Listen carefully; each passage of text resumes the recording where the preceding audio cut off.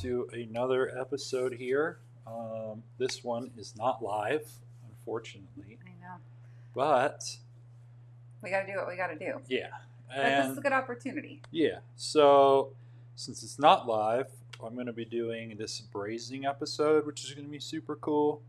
So that way we can clip out the 6 to 8 hours of cooking in the middle and put it all together for you guys to see it start to finish to do on your own time. So, Yes. but This is something I know you've been wanting to do for like I ever. know, So. and I hate that I have to stick to fast cooks for the live, but it's just how it is. So yeah, I mean, some people might want to hang out with us for 8 hours, but I doubt it. I don't even want to hang out on camera for 8 hours. No.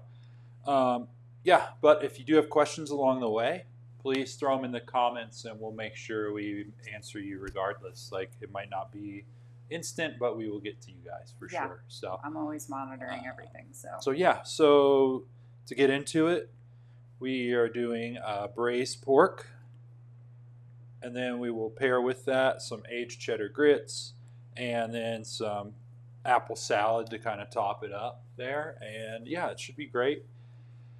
This process will be great for beef, lamb, pork, all that. You know, if you want to get a braise on, this is just going to show you that process. So, cool. We're getting into those months where you like want to have something braised. You know, it's just that comfort food. It's going to be awesome. Or doing like short ribs, or you can do this with beef short ribs. We've got pork shoulder here. You could do beef shoulder. You could do lamb shoulder. You could do ossobucos, which is the leg cut. I mean, this is perfect for all this. So same technique, or ragu, beef ragu too, pork ragu. It's all there. So beef bourguignon, which fully recommend that. So I'll bring this over here. I'm gonna grind up some pepper really fast.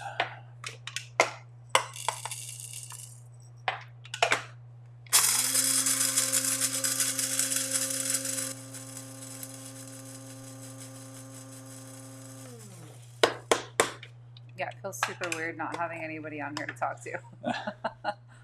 Yeah. We're used to checking on our whole thing and nobody's here. Just you and me. Well, we'll try and make it feel live for you. Cool. So I'm going to season this pretty generously. This is a pretty thick, it's a pretty good chunk of meat. So, and you can always season it up at the end as well. After we taste the final product, you know.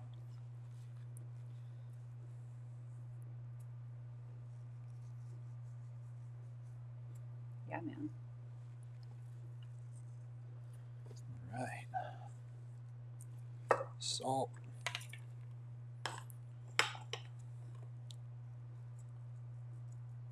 Some pepper in there. It's beautiful.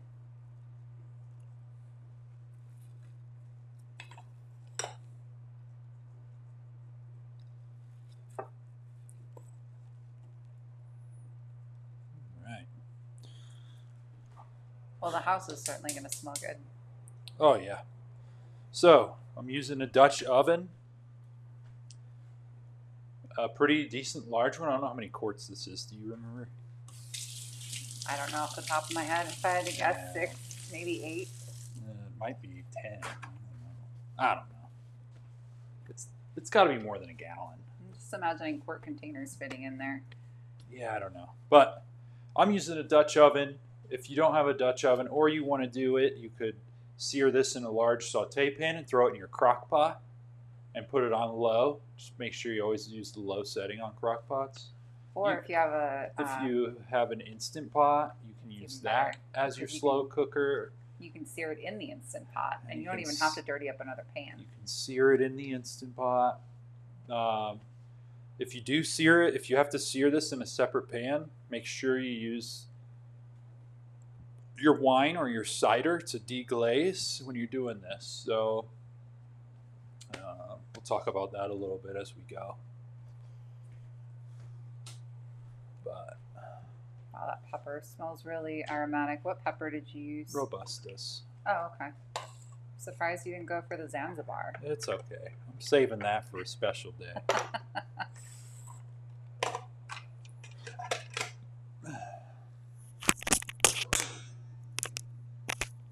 You're right over there?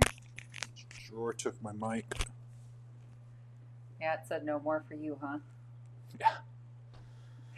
So, we are going to be using a dry cider for this braise specifically because I wanted to pair with the cheddar grits and the apple salad and kind of really bring all those flavors together. And then the veggies I'm using in the salad, I'm putting a few of them in the braise as well. So it just kind of will reinforce everything. What does a dry cider mean? It means it's not sweet. So this is a cider with alcohol in it. We're not using just a sweet apple cider here. I mean, if you wanted something sweet, you could use something sweeter, but... Yeah, but, it can get to be too much because the process is we're going to do it.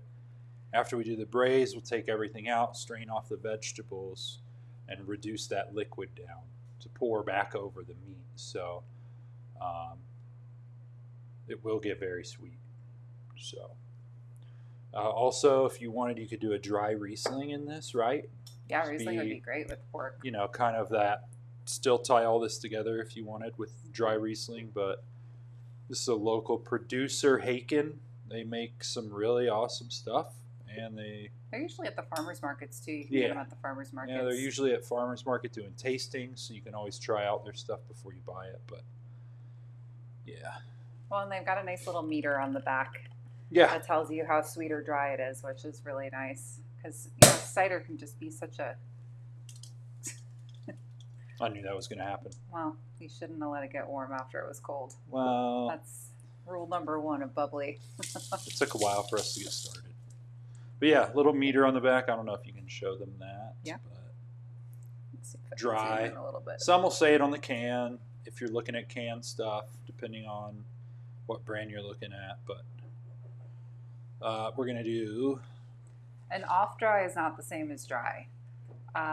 Off-dry is not as sweet as like super sweet, but off-dry still means that there is some residual sugar in there, just for... Right. Yeah. I found that out today.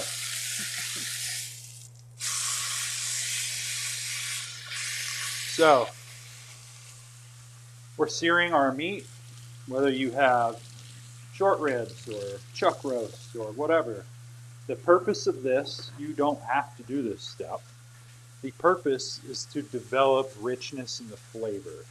So the Maillard reaction that we're going to create by hard searing this meat will just add some more depth to the finished product.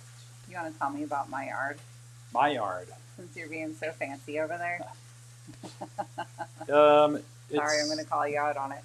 So it's a process that happens when you're searing or aging. That's how Parmesan gets a lot of its flavors, from a Maillard reaction due to aging. It's the brownness that occurs. So we're going to create that. It's what, after you sear your meat, it's just the brown on the meat. So and that flavor. It adds, you could taste it. It's like a concentrated meat flavor. Almost caramely. Yeah, and caramely. So that's going to add depth to the final process. Now, if you don't want that, you don't have to do it. It's not going to affect the end product otherwise, other than the flavor. So. But I mean, if you can layer in as much flavor as possible, like, why not? Yeah. It's not like it's that hard of an extra step. Dude, it's not hard, and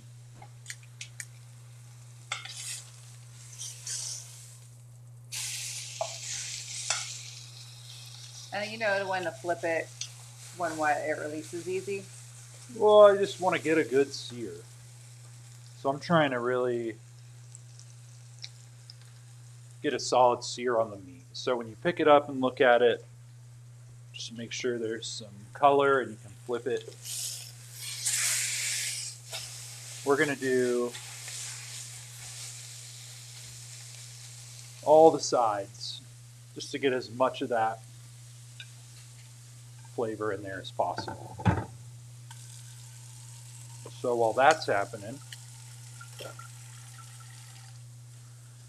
we can chop up some of this. So apples are really just for later. I had them out for the board shot. Do this onion. Certainly smell that pork already. Rufus, do you smell that pork? You look like you're interested. It's getting interested. All right, so I have this onion. Doing for this about a half. You could do a whole. We're gonna do big chunks. So again, talked about this in the past, but the size of your veggies determines whether you want it to be for flavor or if you want it to be part of the sauce. So the only reason I would small dice any of this is if I wanted it to disintegrate and become part of the sauce. This I'm just using the aromatics for flavor. Okay. It's just ragu.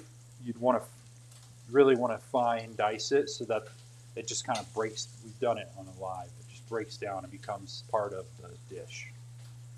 It just kind of depends on what we're working with. But we're going to peel off before celery.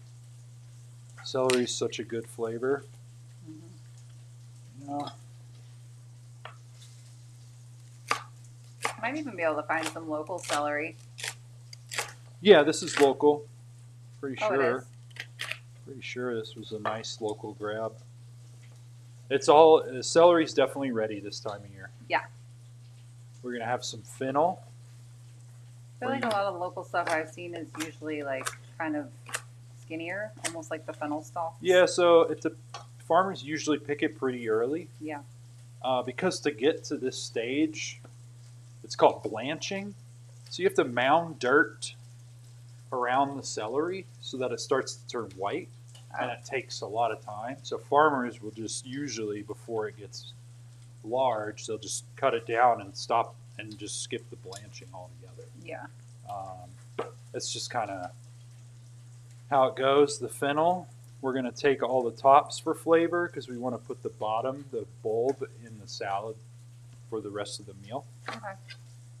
So we'll save this. It's a nice way to kind of use up your veggie scraps too. Some celery.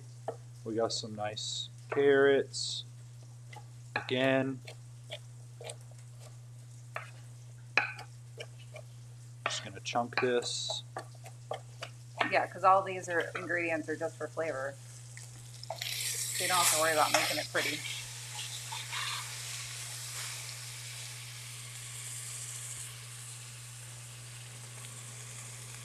You just bumped the phone. What did I do? You bumped the phone. Is that good? A little more. There we go. Cool. Sorry about that, guys. Had to turn up that fan a little. So yeah, veggies are chunked up. And this would be excellent too, which I just forgot about it, to grab some thyme. Thyme bundle. Got some on the front porch. Oh, we do? Yeah. Okay. Well, I'm going to grab that really fast as I smoke out the house. Yep.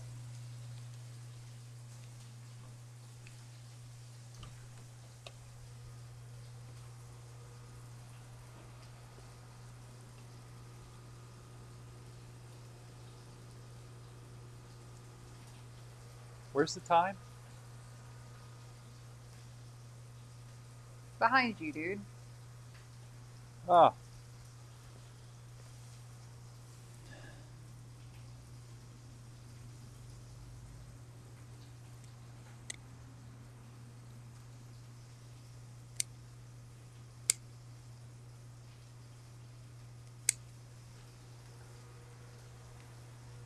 All right.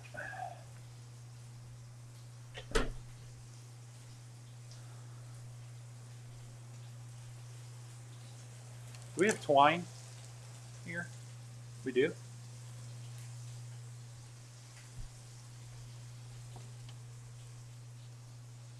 Always prepared, right?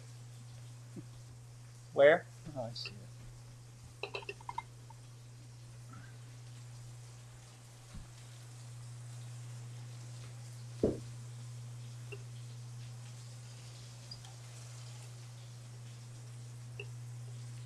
All right. Yeah, if you've got it. If you don't, that's okay. This is one of those non-essentials that you'll use once in a while. We've had that roll of twine for probably 10 years. Yeah. Use them to uniformly cook roasts, truss chickens, which I rarely do.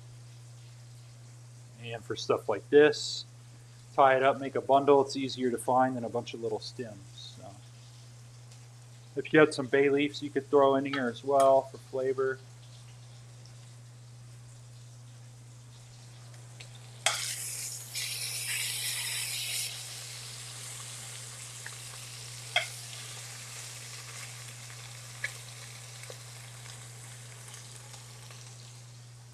All right.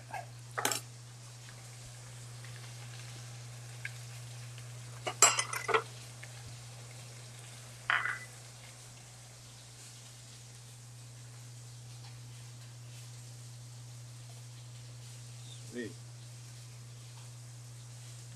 These are for later.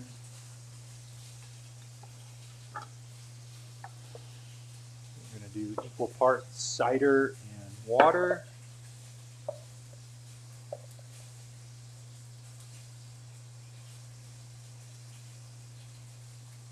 Oh, yeah. What? What are you OYN about? How foamy it is. Because of how you're pouring it. You Yeah. do slow and steady in the center of it. The stream borderline like dissipates the bubbles as you're pouring it. Start with 2 cups.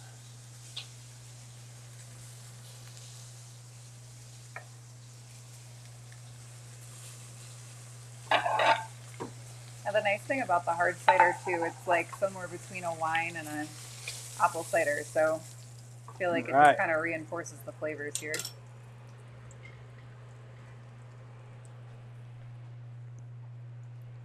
She's hot. Yeah, I was going to say you probably don't want to grab that with your bare hands. So we are going to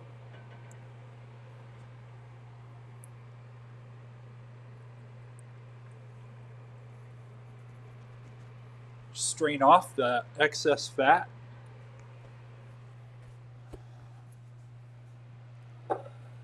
And we can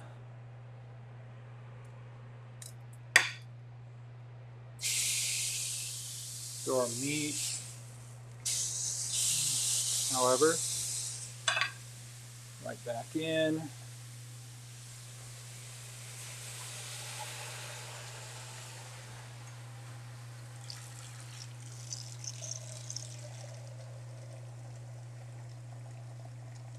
Now, how come you're doing water and cider? I just don't want straight alcohol. Usually we'll cut equal parts wine and stock, or wine and water, or something. So if you do have pork stock in your freezer, Yeah, I feel like we told people to do that once a long time ago, but I don't know if anybody actually did it. oh, like, yeah, we We probably might did have a had bones or something left bone over in from pork something. chops or something. Yeah. You know, if you ever are cooking something like that, you made some stock and froze it, this is a good way to use it up. Oh man, that smells good already. I So, feel like I can smell the fennel. oh yeah, dude. So you didn't cover the pork completely then? I'm going to add a little more, but bare minimum, it needs to come up 3/4 of the way. On the meat? Yep. Go ahead and add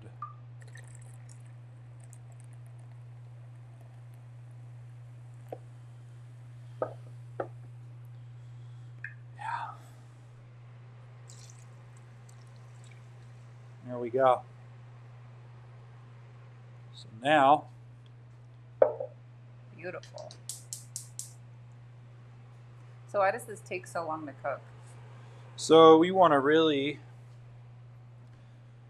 because we cook it on low heat, we want to do low and slow.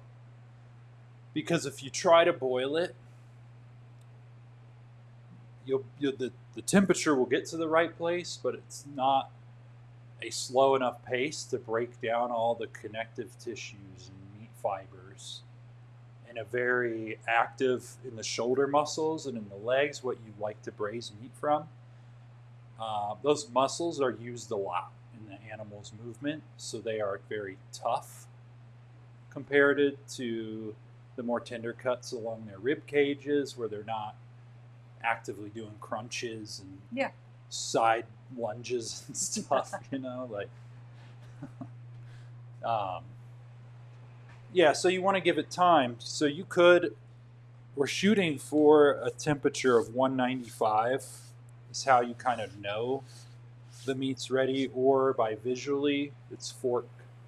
Like you can stab your big meat fork all the way in, and if you can lift it out of the pot, it's still not ready. I feel like that's always one of my biggest pet peeves, going to restaurants and getting braised meats. They never. Sometimes people do it right, but more often than not, I find that my braised meats are super chewy. Yeah. And it's super disappointing. Yeah, it's same goes for pork belly, right? Because don't you start off doing pork belly like this, and then you? Well, pork belly you can braise it. Pork belly you can slow roast it, or like slow smoke it at like 250 degrees. But it's the same thing. You want But that it's the fat same surrender thing. off. If you try to cook a pork belly at 350 or whatever, like normal roasting temperatures, you can get it to the 195, but it got there so quick it didn't have time for those muscle fibers to break down properly. So you just need to give it a long, slow, and if you roast it on higher heat, you dry it out before it gets tender, and it's not good. Yeah. Like that's the other issue. So you just really need it low and slow. Let it hang out. Braising is nice because the liquid helps the meat from drying out, and it won't let the temperatures get to 350, 400. I mean, because of the steam and everything. Yeah. There's energy in the steam, but it will never get hot enough to really dry out your stuff. So that's what I like about braising. It's a nice alternative to just slow cooking or smoking. I mean, if you've got a nice, like, easy Sunday afternoon, if you pop this in the morning and hang out for the rest of the afternoon, maybe drink the rest of your cider or your wine, and dinner will be ready without you having to do a whole hell of a lot. Yeah, you could get this going before your work day. Yeah. And then it's ready as soon as you walk in the door. Yeah. I mean, you just make a side. And I've definitely done that before. Yeah, it's nice. There's a little taste. Yeah, you had to taste mine and then take your own. I overfilled yours a little. Oh, okay. But it's not cold, which would be nice, but very clean. It is nice. It's got good acidity to it. Light. So it'll be really nice with this pork at the end. Yeah, I agree. So are you going to put the lid on now then? I'm going to make sure, I want this to come to a full boil and then cut it on the lowest heat possible. You look like you're at a simmer right now. Oh, and I would always do a white wine with pork. Just one, because of the meat color. Red wine and pork, it'll get this weird, like stained pink, stained pink hue. But always, I recommend red wine with beef and lamb. Just pairs really well with the meal. So. Yeah. I mean, sometimes depending on the preparation, what you're doing with it, like you could still do white wine with beef. I think I've definitely seen recipes with it, but it's usually paired with like lighter flavored vegetables if you're doing that. Gotcha. Cool. Well, that's the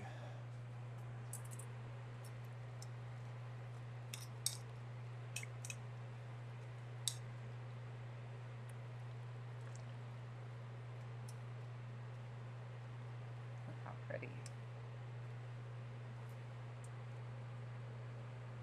Oh, this smells so good. I'm sure. Jeez. Yeah, once we get this up,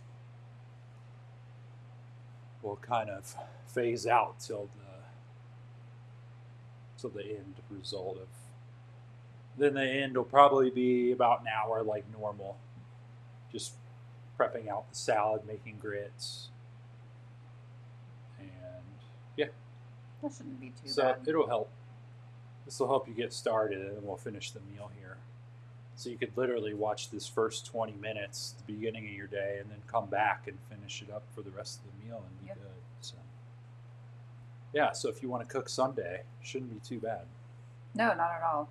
Like I said, this is like a great time of year to master the art of braising because we're going to have all the stewy things here over the next several months. So yeah, I feel like that's just like winter comfort food. Yeah, and this is the same process if I was going to make like a beef stew. You could do this same process. And with stew, though, you usually have like chunks of stew meat. Well, yeah, you cut it down, right? You can chunk it up first, but it's the same process behind it. Saute all your chunks to get that flavor in. Add your wine. Start cooking it, and then maybe add your vegetables halfway through, so that way they don't disintegrate on you, but they're there. I feel like we might have a beef stew video from like February. Oh, did I go over that? Started doing that. We might have. Was that the one where I diced the veggies small and incorporated it? I don't remember. Might have been. I don't know. I don't remember. It was we did a lot ago.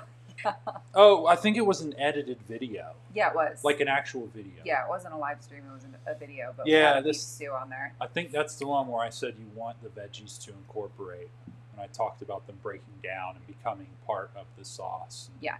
Yeah. I think we're at a boil. We are. So, all we're going to do now is cut it to low, put the lid on, and we will be back Chill when out it's ready. For a little bit. So, yeah, the meal's halfway there. Cool. Well, we'll see you guys in a few hours. Yeah. Awesome. So, meat's done. We're back. It took a little less time than I expected, I think. Yeah, it was kind of quick, surprisingly. So, I think we had it on for 6 hours, I want to say? Something like that. Something like that, right around that area. But that's okay. It's always nice. So, you want to show me your... Well, before we get into the meat, because the grits take some time, I want to go ahead and just get that water going really fast. And then we can get the meat prepped up. So 4-to-1. How much grits do you want to eat? You just do like 1 cup of grits. Or no. Like a half cup? Half cup. So that would be 2 cups of water. Yeah. Cool.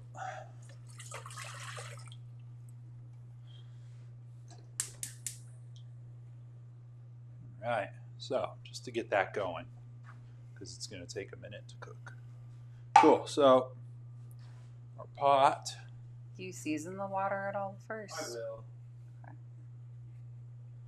Okay. So we have this beautiful pork shoulder. So what we want to do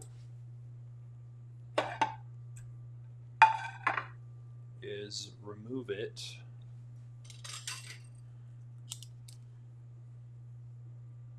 It's going to be nice and soft. Whoa. If you can see that. It's like falling apart. Yeah. Wow. I bet that's good. So you definitely know it's done. Just be careful moving it out, I guess, that it doesn't fall apart and flop in the hot liquid. Yeah, just be careful. What we're going to try and do is make sure your veggies kind of aren't stuck to your meat. Pick around for any meat. Kind of try and get it out here.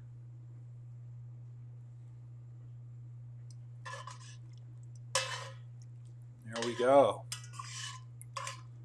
So now, what we want to do, strain this, or better yet, we can probably just scoop it out. That way I don't have to. Rufus knows you have meat. He's investigating. Just making sure there's nothing he needs to worry about over here. If you're doing this, just tap your strainer on your hand to kind of knock liquid off.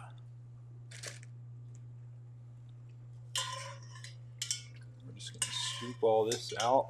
Rufus said if you have an extra piece of pork, I'll take it. Of course.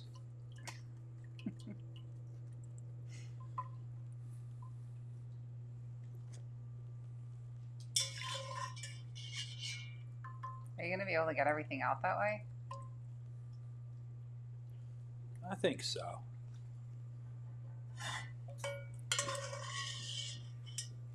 We'll see. Maybe not. I was trying not to just have to dirty other pans. But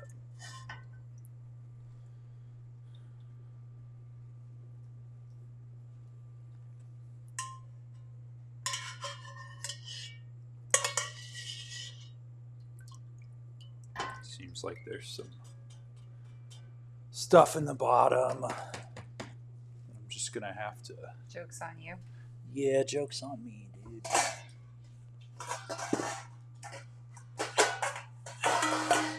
It's not a lot of liquid, so.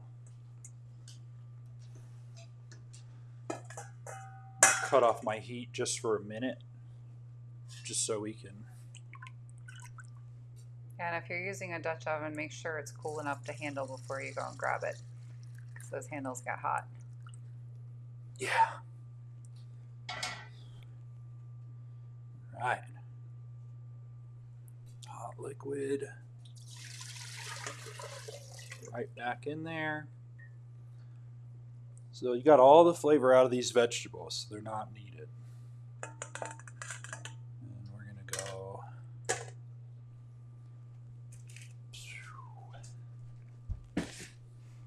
So now, ideally, get this sucker ripping. Because what we want to do is reduce this down far enough to where it's just enough to coat the meat once you kind of shred it up, you know, and Make it like a sauce. make it kind of saucy.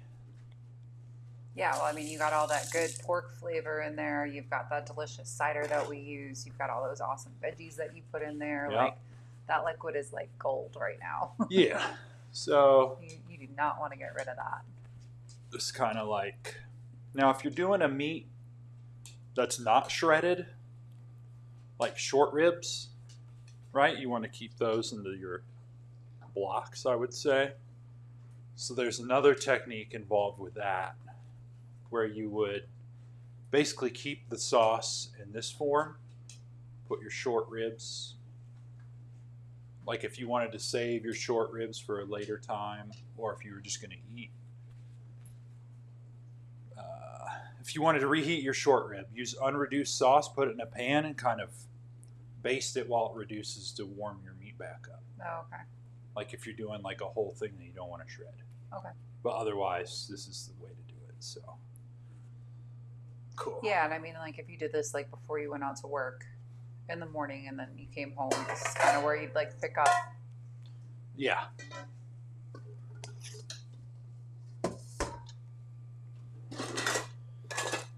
Do.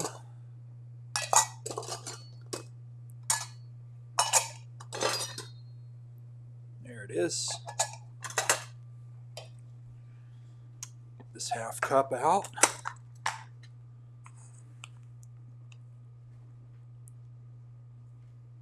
Boom. Is that your grits? That's the grits. We're using local milled. It's 4-to-1 ratio. If you go to your store and get a store-bought grit, just follow the instructions on the package to what they tell you. And there are, depending on the area of the country you're in, there's several local grits that you, especially in the southeast, Yeah. for like Sam and your mom or whoever's down there. So, Oh yeah.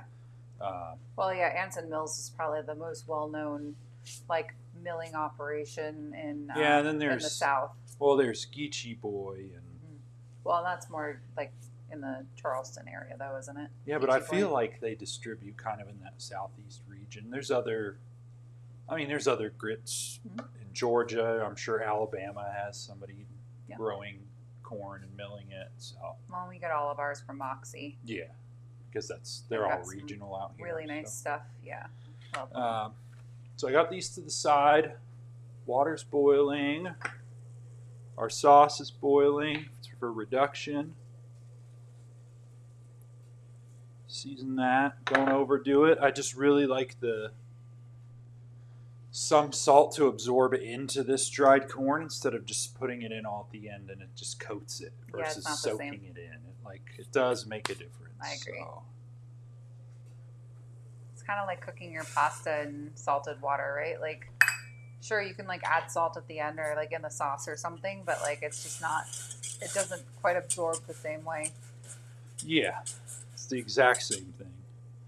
So that way when you're chewing on the noodles, it doesn't go plain after you've like gotten the salt off of the outside. Yeah.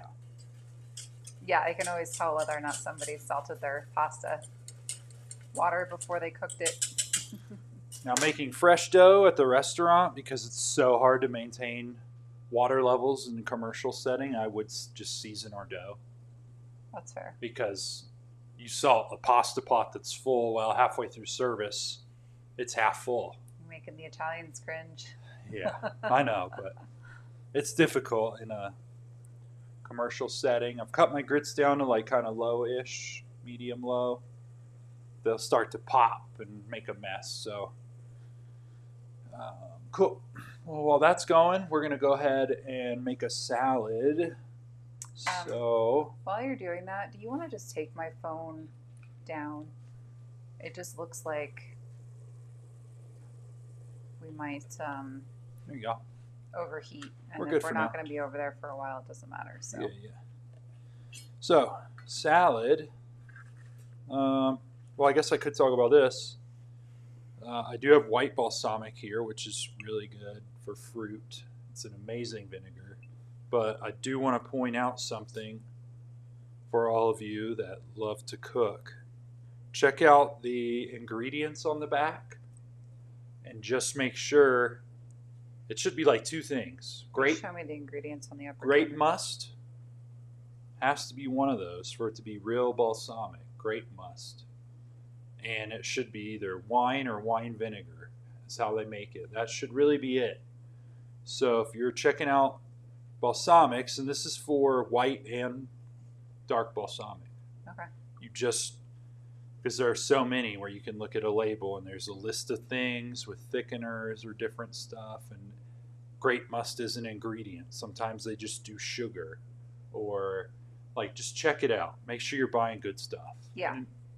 Well, yeah, there's so many things, so many shortcuts people love to take in selling food. Unfortunately, it sucks. And I mean, it doesn't necessarily have to be from Italy. I mean, this one is, but or Modena doesn't have to be from. No, but that's like the region, right? Like that's where it's from. It's like where the good stuff is made. Like it helps if you see that on there, then know that it's like probably a little more legit. Yeah, but you can get decent balsamics out of California where they use the same grapes, and they're applying the process, and it's a lot cheaper because you're not importing it and everything. But yes, just a pro tip there. So I think what are we thinking, 2? I don't know. What are you thinking? Thinking 2. You're in charge of the show over here. A couple here.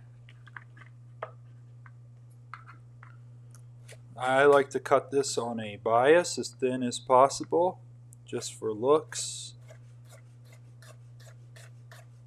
Doesn't have to be any way specifically. You can go straight across.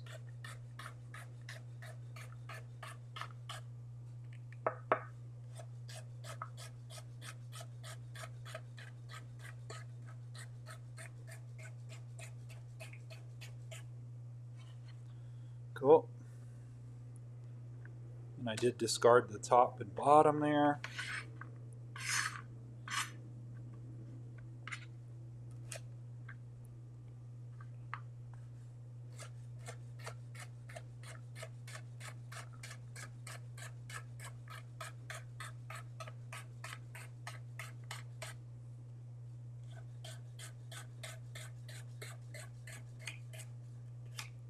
All right.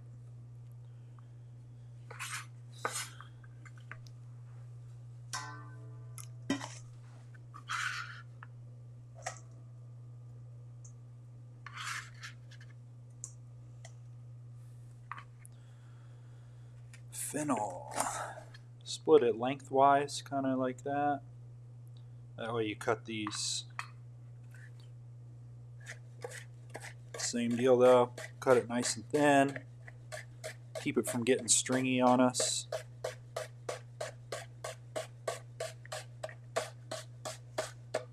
That reducing sauce smells so good. I mean, it smelled crazy in here when we were cooking the pork. And then when you get to the bulb, just take a try. If it's nice and tender, you don't have to even worry about the bulb. You just want to make sure you're trying your food as you go. Sometimes if the plant has bolted, that bulb can get very woody and chewy. Yeah. So you just want to be mindful of that. I mean, with you slicing it that thin, though, would it really be that noticeable since you're like cutting all the fibers? If your fennel, if you got a bolted one, oh, definitely. Really? Even when you're shaving it this thin? Okay. Definitely can, man. Like you. that, the plant gets so tough at that point. Even the folds get kind of almost leathery, and Oh, yeah. it just, you know, it sucks. But yeah, things can get let go way too long in the field, and you know, farmers don't necessarily understand that. So, I mean, they do, but they don't, right? Yeah. They're not chefs. Sometimes they'll eat it. Sometimes they don't understand. So yeah. Cool. We've got these Honey Crisp apples. These things were engineered to be the best apple. I wouldn't argue. They have in the most recent years done what's a Cosmic Crisp, which is supposed to be the newest best apple in the world, but I don't think I've seen those anywhere. They're so similar. I'm pretty sure it's crossed with this, and yeah. I don't know what else. But well, what I love about them is the texture, right? Because it's like really bright and crispy and yeah, and they're just juicy, and then they're sweet, but they're tart. Yeah, they're just delicious apples. Yeah, and then on top of it, like they don't mush down, so the texture stays like really crispy and fresh.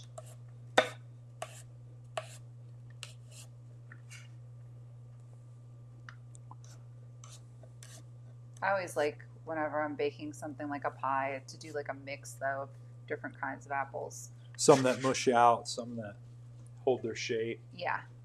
Different flavors. Some that are like more sweet with no acidity, and then some that have acidity, so you have like a constant contrast of apple flavor and texture throughout like every bite.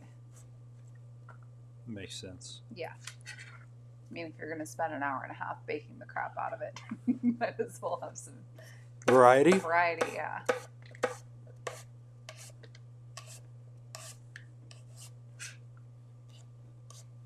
But for things like apple butter, I would prefer to use something that melts down easily.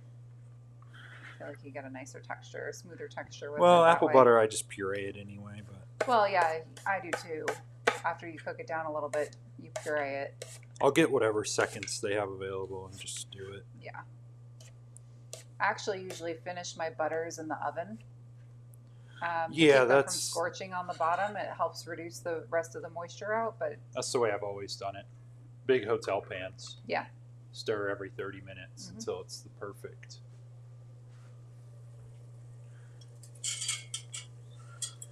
Oh man. Drawing your grits stuck. They'll unstick, but I didn't expect that. Thought there was still enough liquid. Well, keep an eye on your grits. They'll stick to the bottom, but that's okay. They'll rehydrate and kind of unstick. All right. Let's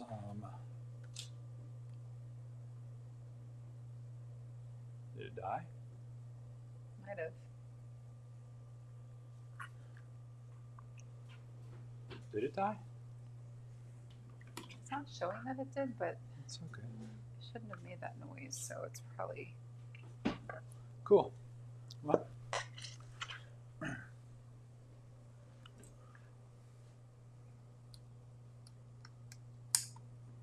anyway, better to be safe than sorry. what I right? want to do now is we got this little salad made. We're going to go ahead and season it so the veggies can kind of put off a little liquid and tenderize a little.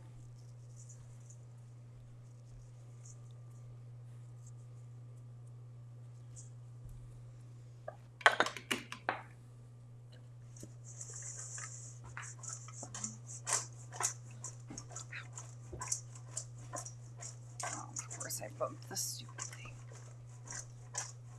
All right.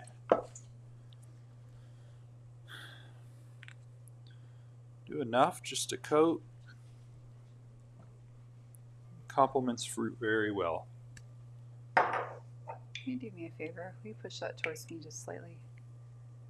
A little more. Perfect. And a little olive oil just to coat. This is going to be a perfect, simple.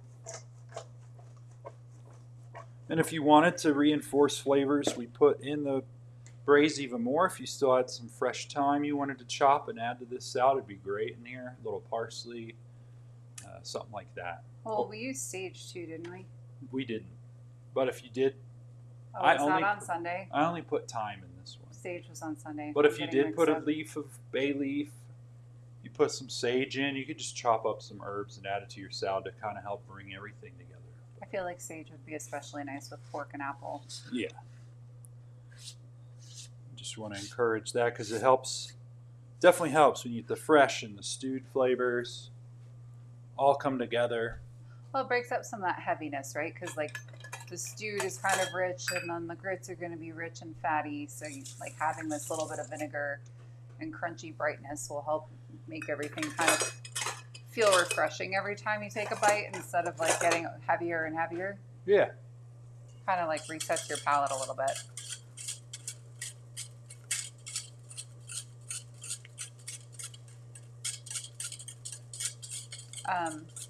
You want to put my phone back up there since you're working on the stove again? We can pop it on up here. Perfect. We good? Yep. Just keep stirring these. Grits take about 30 minutes total, I would think, to cook up all the way. Maybe a little more, but... So they look like they've definitely thickened. There's like a lot less water in the pot, but yeah, like they look like they're still a little hard. Yeah, the corns absorb water. We have it on low heat.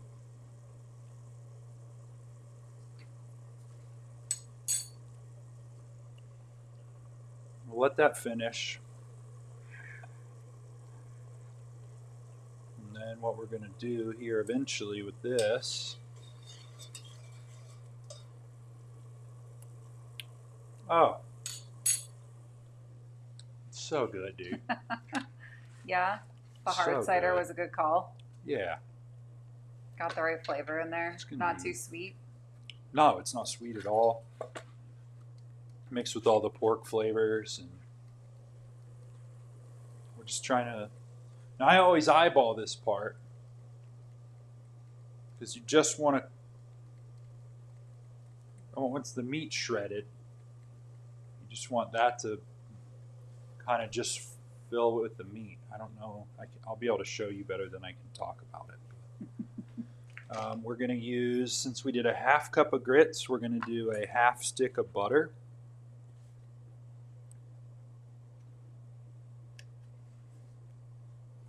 Yeah, the fat content of grits is not for the faint of heart. So that would also then mean we're doing 2 ounces of cheese. So I'm going to go ahead and just weigh that out really quick. I love those OXO scales. Oh, we got a little extra.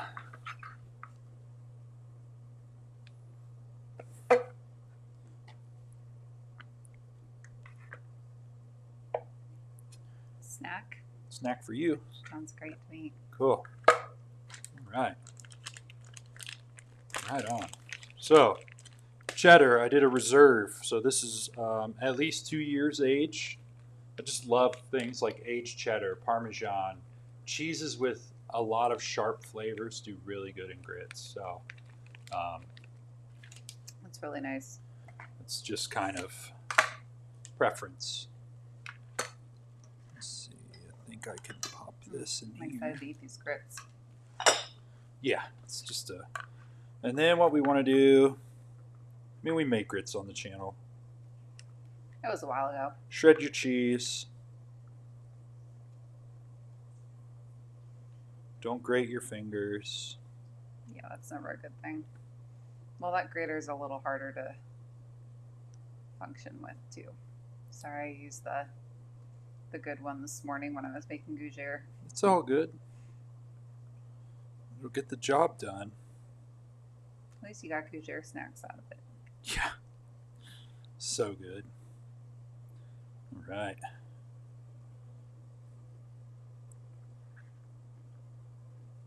And I feel like people always raise an eyebrow like, what? What is that?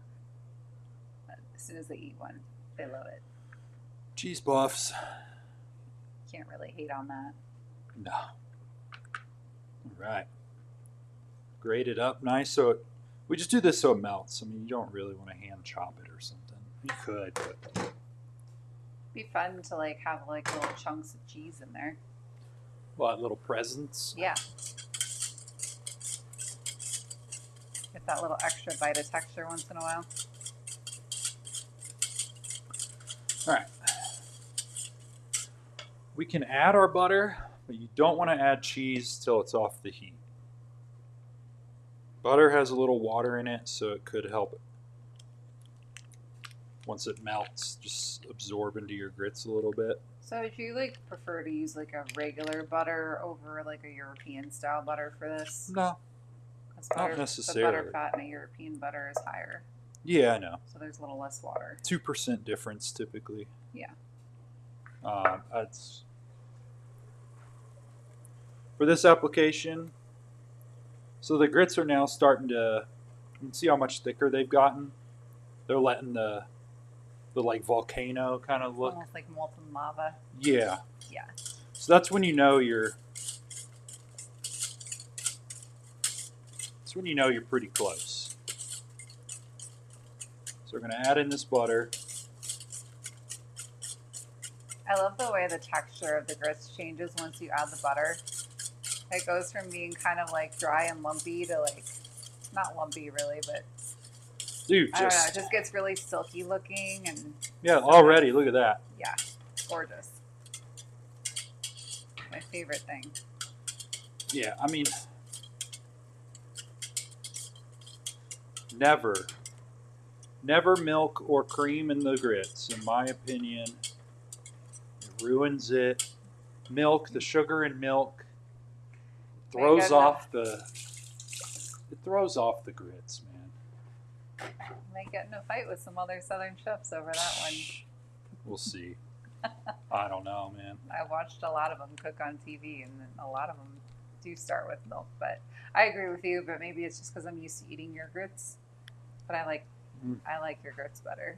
I don't like the milk ones. No. All right. So this is looking nice. It's reduced by at least half. You know, So our pork, super soft already. So what we're going to do is just come in here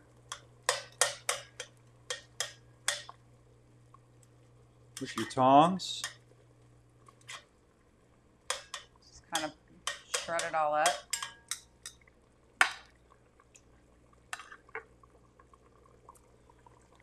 Man, that's making me hungry. That looks so good.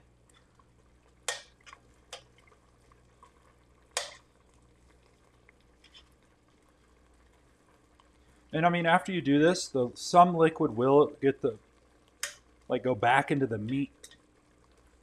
Those definitely, like, those fibers will reabsorb some as it cools.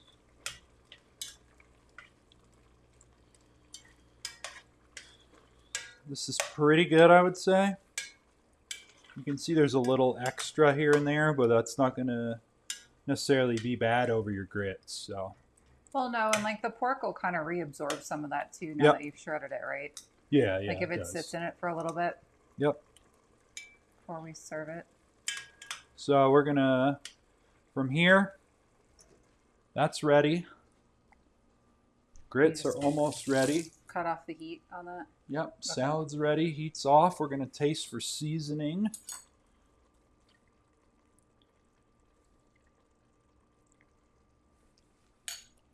Wow. 30 minutes. So. From the cooker to the pretty much finished product. Like we're done. Yeah, if you cook this all day, that's the hardest part. And it's not hard, it just gotta wait. Just gotta wait. Look at that. Look how much liquid I feel like it's already. See how it's kind of soaked up in there? Yeah, that pork's soaking it up good.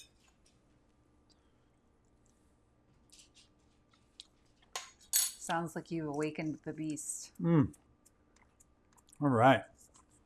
So you're seasoning now more for like getting the pork season that was in the middle that didn't have exposure to the outside? Right? Yeah, I season it generously, but we want to retaste and test seasoning after the reduction's over.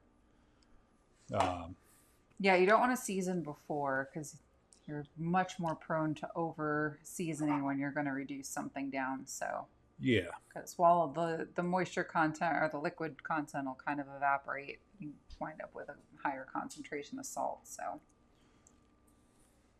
did you put some pepper in there too?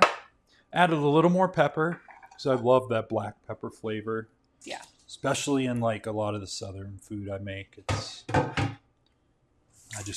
black pepper, man. It's so good. it is. All right. So, grits have come up to bubbly again.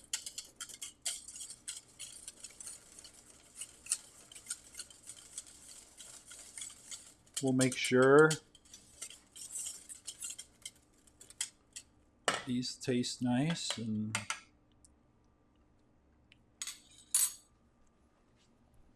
solid. Corn's at a good cookness level. Cool. Get all your cheddar in there. Yeah, we'll do this aged cheddar. And the reason Almost why has like a funky flavor to it too. I chose the cheddar because cheddar and apple is classic. Oh yeah.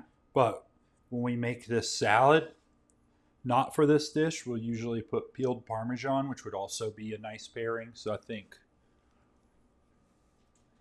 either would be great, but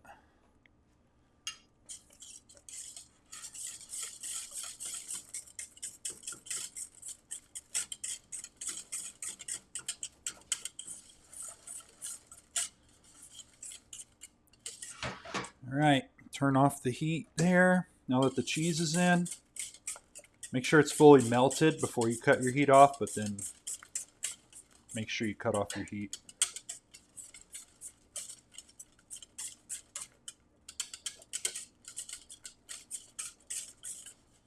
Right.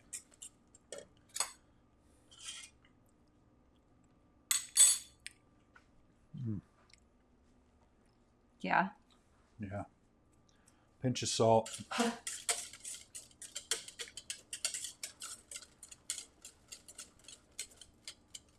Cool. All right. Well, let's plate this in a bowl. How about that? Sounds like a good idea. Grits are a little loose. The pork's a little loose.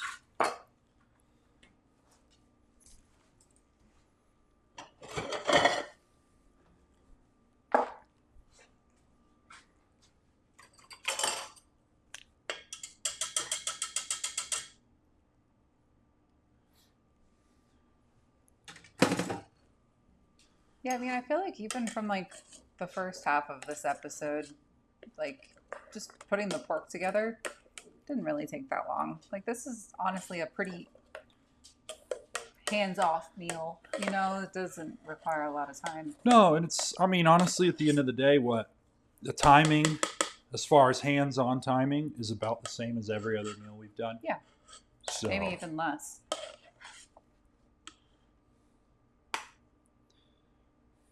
Look at those grits. It's beautiful. You getting hungry? yeah. And I tasted everything, and it's just... All right. Oh yeah, that pork really soaked up that liquid, huh? Does a decent job. Yeah. So we'll want... It's great. You get all that good flavor on everything now.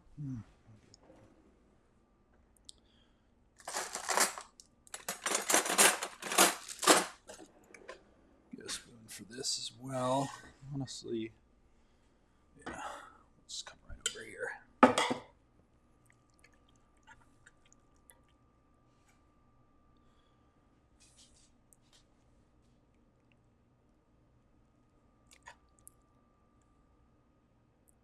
Just like a little pork. Then we want to take the salad. See, the extra juices have come out. Kind of almost macerated on itself, you know. Let's give it a try.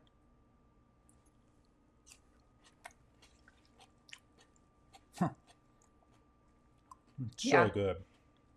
Killed it. Yeah. Whatever. Put this kind of here. This will add the rest of your texture. Tie all those flavors together. But then you have this pretty clean fall dinner. Yeah, it's nice and light. Kind of, well, not light, but light-ish. It's not as heavy as like demis and Yeah. squash and stuff like that. I mean, check that out, though. Now imagine you had a little... You could do some parsley leaves, or, you know, if you want to do a little something over top. You want to be Mr. Fancy Chef. Yeah, I know. But this is like, oh, so... I don't know. Should I try it all together? Duh. Don't act like you don't want to. Let's go in here. I know you're hungry. I'm getting there. Making that perfect bite. Yeah.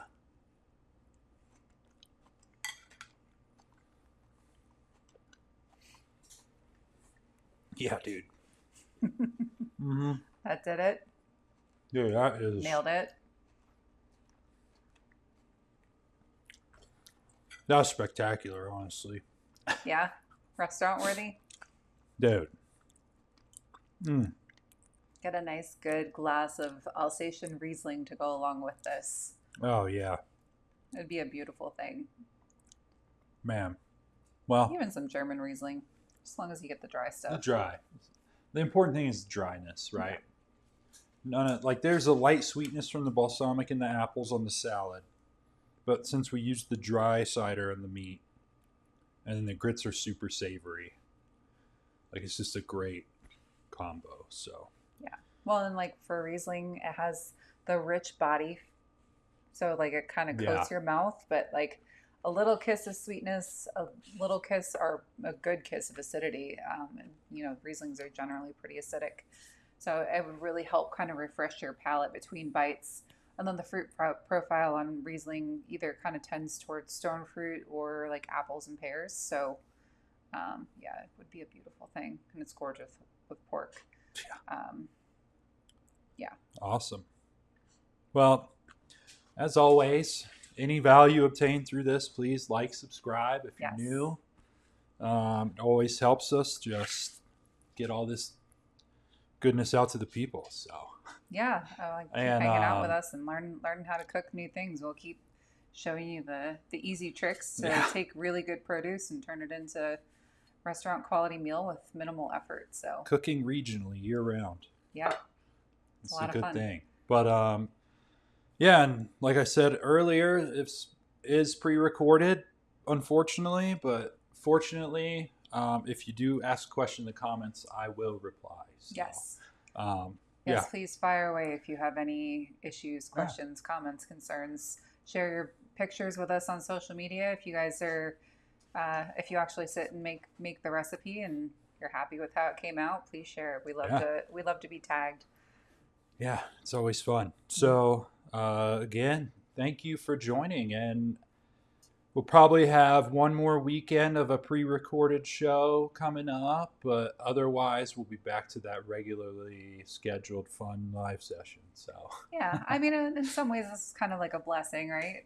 Because you've been wanting to do a braising episode for a really long time, but there's no way to do that live because it's just such a long process of waiting for the meat to cook down. Like, it's just too much. Yeah. So this is a great excuse to keep doing what we're doing, start off the season. By the time we're posting this, it's actually going to be like the first day of fall. So it's a good way to kick off the season. Dude, great way to kick off fall right here. Yeah. So, yeah, guys, please enjoy. Thanks. Yeah.